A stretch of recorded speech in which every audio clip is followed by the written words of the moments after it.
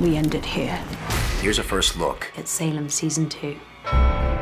Salem Season 2.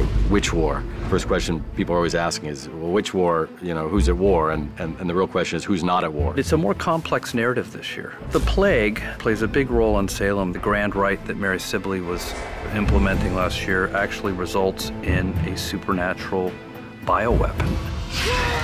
There's going to be war this year. Okay, set, action.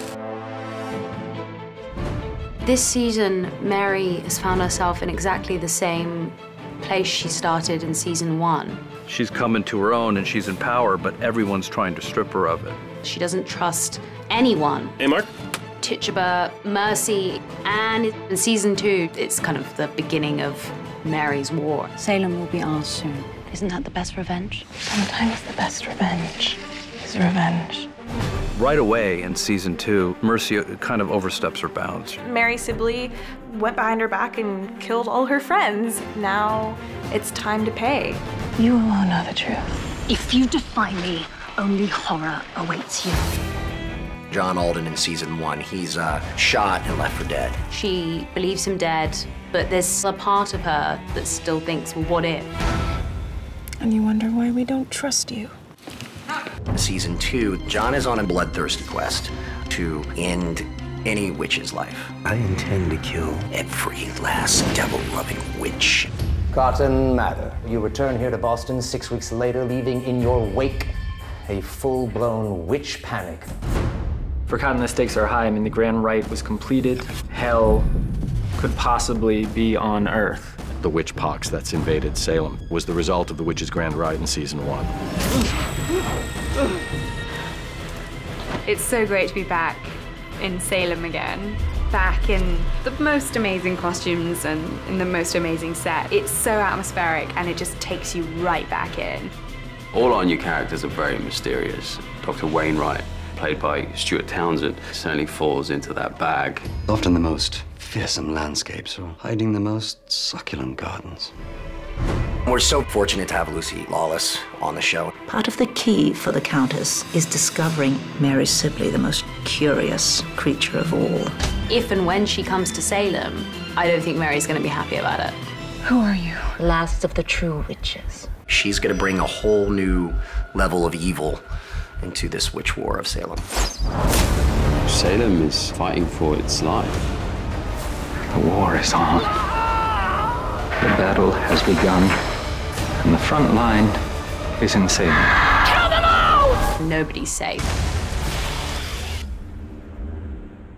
I just fell in love with the times. It's not only scary and cool, it's about a particular time in history when America was in its infancy, and it was anybody's guess as to who would control it. The devil was never going to let a promised land be built here without a battle.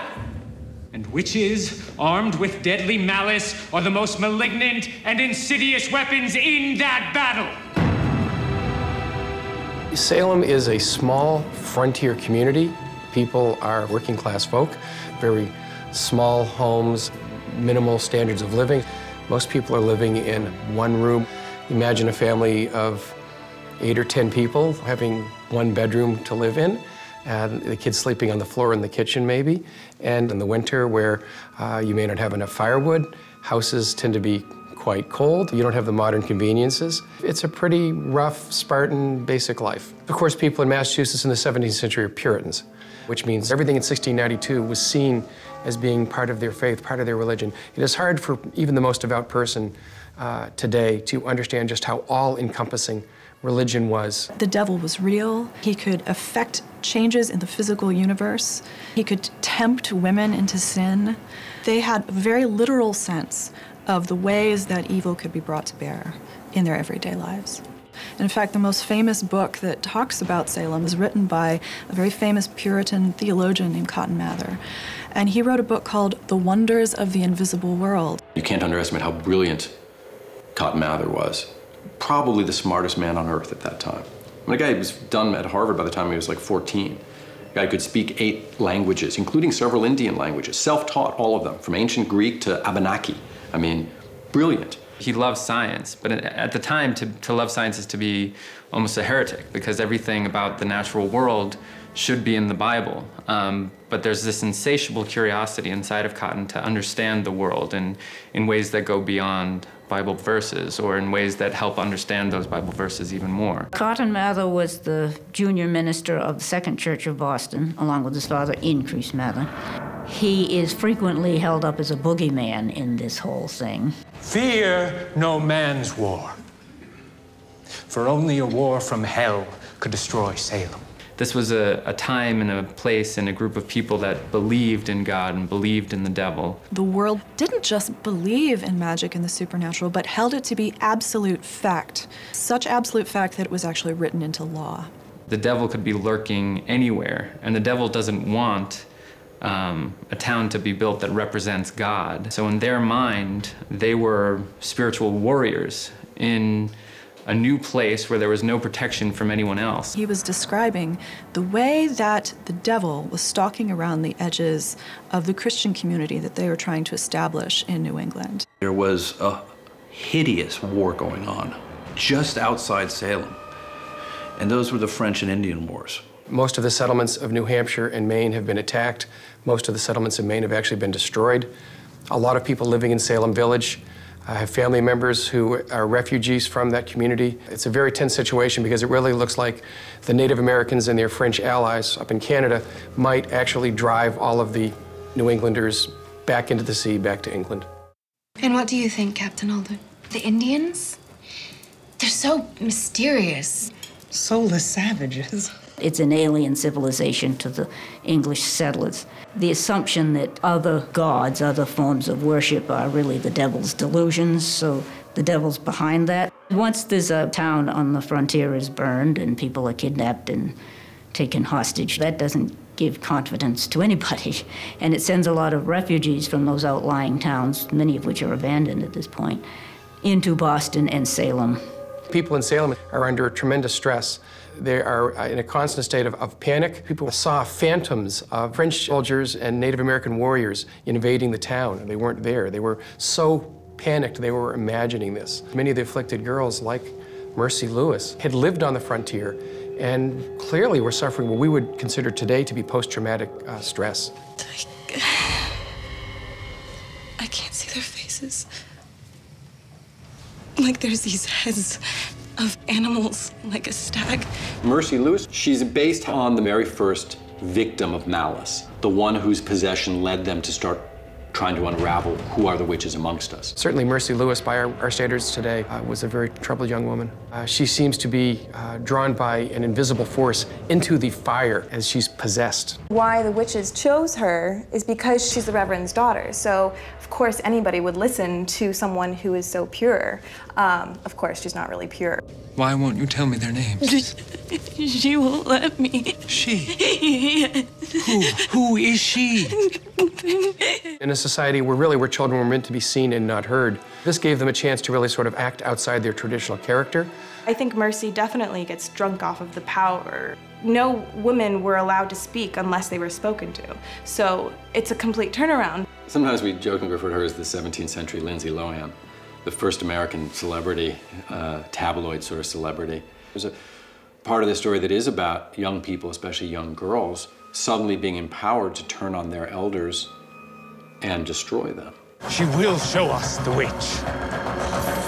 It's fairly clear there was some fraud going on by some of the girls, but the question is, how much of it was within their control, or to what degree were they suffering from psychological anxieties, maybe even medical ailments that led them to act in the way that they did?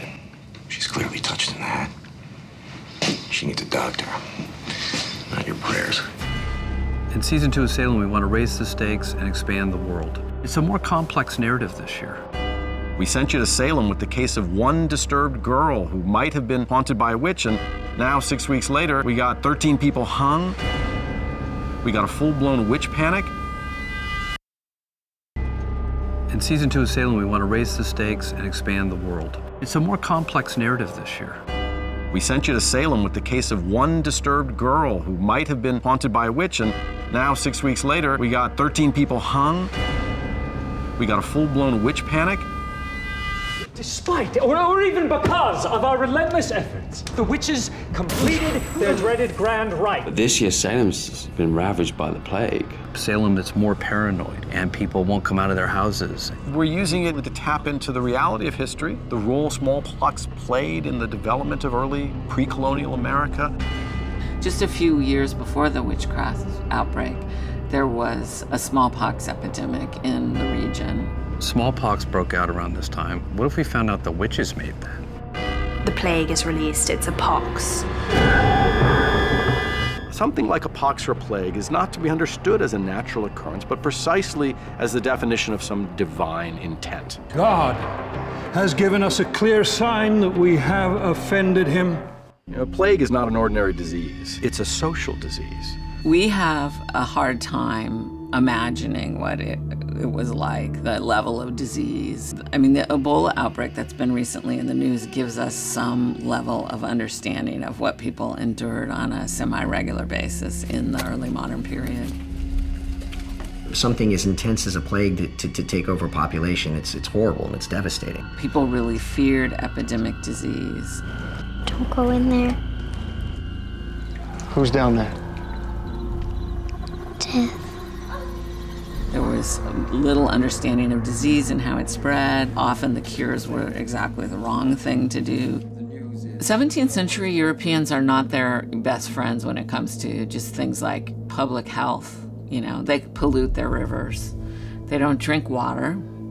They all drink alcohol. They all drink what they call small beer, even the youngest children. They didn't really know about germs, about how these infections spread. They had a version of human health and sickness that the body had 4 substances in it, what they called humors, 2 kinds of bile, blood, and a phlegm were the 4 humors, and a healthy person had a good balance of those. So if you read about people being bled, you know, blood actually being taken out of their veins, that was done to George Washington on his deathbed. That was an effort to balance his humors and therefore bring him back to health. Bring out your dead! Bring out your The dead! plague was an idea we had from the very beginning when we were conceiving Salem. Wanting to both connect to history and deviate from history was that should be kind of a variant of smallpox. Smallpox was one of the things that arguably sculpted the early American landscape in a most hideous and horrible way. In the 20th century, smallpox was the single greatest killer. Smallpox killed hundreds of millions of people. It was the one that you were all afraid of getting. It is as if the angel of death himself has descended upon the town. Pox. As they say it. If you saw people in colonial America, quite a few of them would actually have marks on their faces, pock marks, which would indicate that they were survivors. This is it. I passed over. Did I make it heaven? Or am I in hell? Neither heaven nor hell, sir. Merely Salem. Europe had already had many, many cycles of smallpox. So the Europeans who arrived on these shores were basically immune to it. If they hadn't been, they would have died long ago. Native peoples, especially at times of first contact, who had no history of this illness in their communities and no natural immunities, would die in huge numbers. After a particularly recent outbreak that had come during some very fierce warfare between the Puritan settlers and the local Indians, and a wave of smallpox had come through and basically wiped out their enemies for them, as if the mighty hand of God had come down and cleared the battlefield for them. A month from now, every man, woman, and child in this cursed town will be dead by the pox, or on our side. So there was something delicious in the idea. If the Puritans perceived the smallpox to have been simply kind of an arrow in God's quiver to help them in their battle against their enemy, the Indians, and to help them seize control of the land, well then why wouldn't the witches themselves use a similar weapon to clear their enemy, or to control their enemy, the Puritans, from the land, the new world they wanted to make theirs instead? The plague, what we call the witch pox, plays a big role in Salem. It turns out that the grand rite that Mary Sibley was implementing last year actually results in a supernatural bioweapon. The witch pox decimates our enemies, but cannot touch those of witch blood. It's an excuse for Mary Sibley and the witches hiding beneath the cloak of Puritan power to draw a curtain around Salem. She's able to use her power over the town to seal the borders and to control people's behavior, curfews, the curtailing of civil rights. I mean, any plague during that time is going to cause so much fear and paranoia, will open people up in a vulnerable way to be taken advantage of, to be controlled, to be tricked into destroying each other. For the sake of all our people, your wives and children, it's clear what must be done. We end it here. It was a hysteria that went to the bones. And they've discovered that there were witches.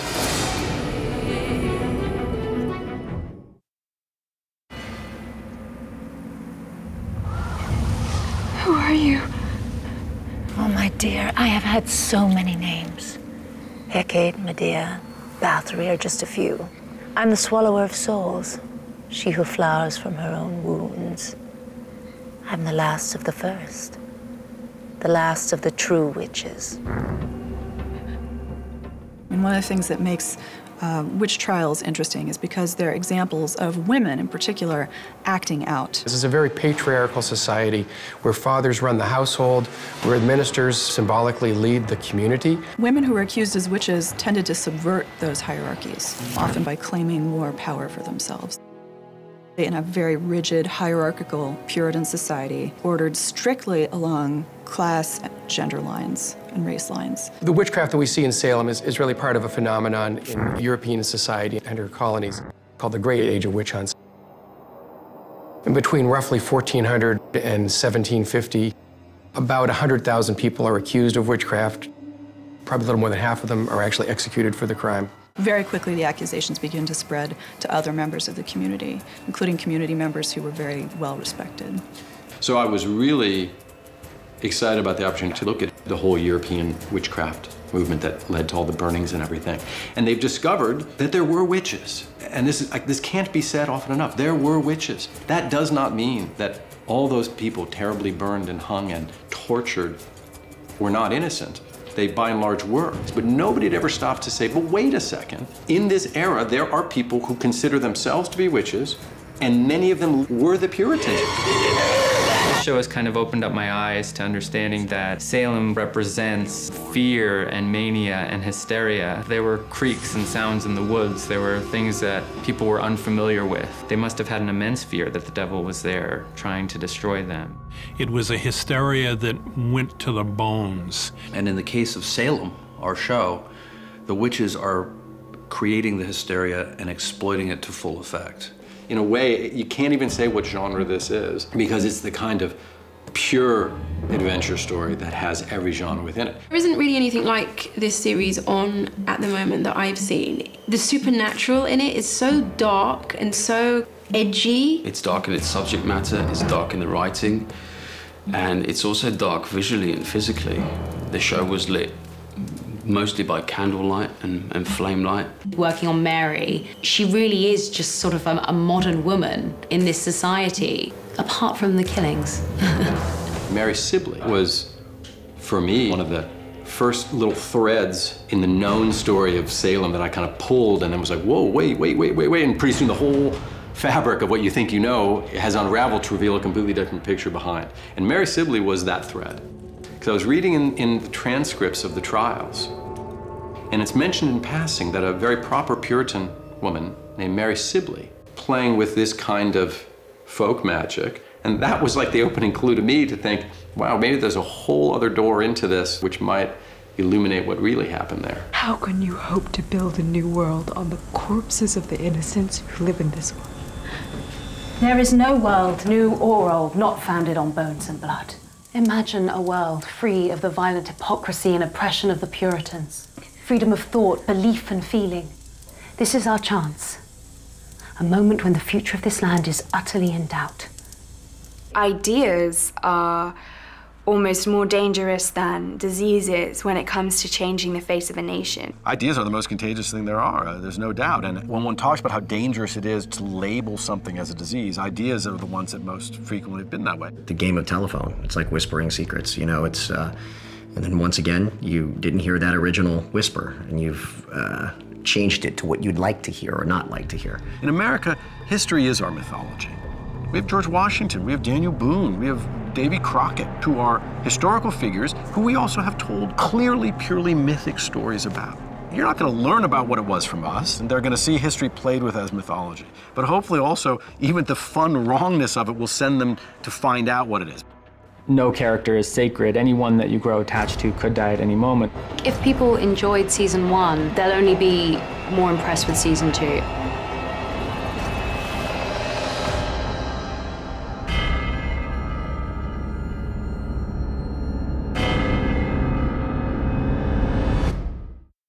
You look like you've never heard a lullaby before.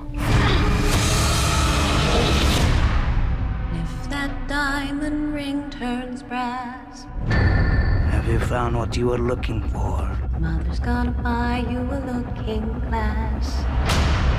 What have you done? And if that looking glass gets broke, Mother's gonna buy you a black sheet gold. The battle is in Salem. I am the last of the true witches. Every man, woman, and child will be dead. She could kill any one of us. Often the most fearsome landscapes are hiding the most succulent gardens. Don't go in there. Who's down there? Death.